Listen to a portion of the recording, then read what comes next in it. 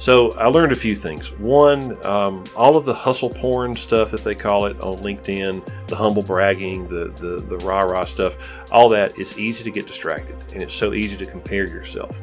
Don't do it. Unfollow people if you have to. That's okay. Hello and welcome to CallumConnects Micro-Podcast. Our guest today is Jonathan Fowler. Dr. Fowler is the founder and CEO of Logicle Analytics and is very early in his entrepreneurial journey.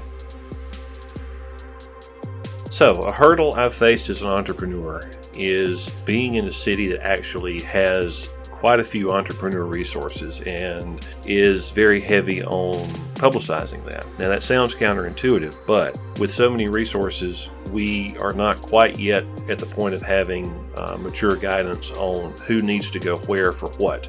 So you get a lot of circular conversations and maybe even some dead ends. And the issue there is that if all these places say that they want to help everybody and they wind up not helping you because you don't fit, then you start to internalize that and go, well, maybe this is a dumb idea, or maybe I'm not viable. There's an issue of fit for me because my innovation is very research heavy and not immediately understood through a short conversation. So it's not very elevator pitch friendly. And here we have a lot of focus on consumer goods and consumer tech and things that are familiar. So that's been the main hurdle. So how I handled it, I got some advice from a trusted advisor to just start reaching out on LinkedIn to my network and learn, ask questions, explain what I'm doing, and give me some feedback on how you think this might be useful, or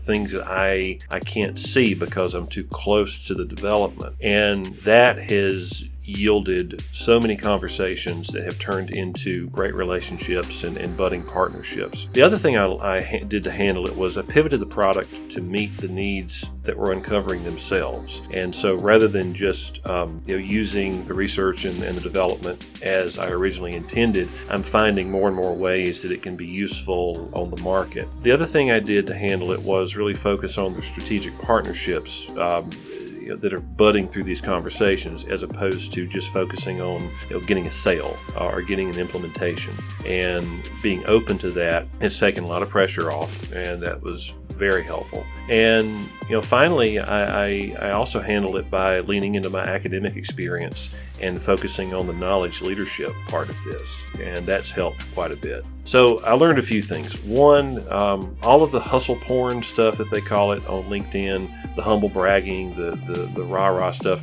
all that is easy to get distracted, and it's so easy to compare yourself. Don't do it. Unfollow people if you have to. That's okay. Don't focus on what's the most obvious. So, for me, the most obvious in the beginning was, well, you're in a city that says it wants to grow entrepreneurs, so this is where you should look for help. That wasn't obvious, or that was obvious, but it wasn't the right place to start. And we are building some good partnerships in the background here that'll have a big impact at some point, but that's not our initial focus. And on that same token, what you envision for your product might not be where it should or where it will actually go, and that's okay. And finally, and perhaps the biggest thing, it may sound too simple, it may sound cliche, but just talk to people and be open to learning. Don't hesitate to reach out to somebody you know, second degree, or maybe even never met them, and go, hey, here's what I'm doing. Would you mind giving me your thoughts? And that's my experience and what I've learned. If you enjoyed this podcast and would like to find more inspiring information about entrepreneurs around the world doing incredible things, make your way to enterprisezone.cc.